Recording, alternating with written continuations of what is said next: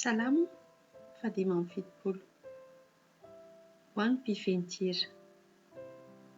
Altachette, salamo nataona safà, tononkira.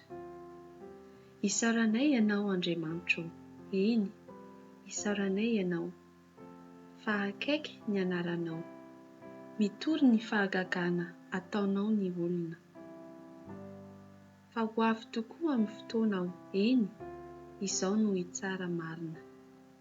Mihorohoro ny tany sy ny mponina rehetra eo aminy, nefa izao no nanorina ny andriny.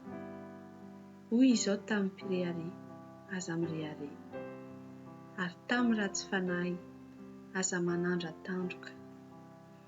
Aza manandrakitra ny tandrokareo ho avy, ary aza miteny saisay amin'ny fahamafian-katoka. Fa tsy avy any antsinanana, na avy any andrefana, na avy any atsimo ny fisandratana, fa Andriamanitra no mpitsara. Mampietry ny anankiray izy, ary manandratra ny anankiray kosa. Fa misy kapoaka eo an-tanan'Andriamanitra, feno divay, mandroatra, miaroaro zavatra iny. Ka ampisotroany, eny, ny ratsy fanahy rehetra, amin'ny tany dia hitroka ny faikany.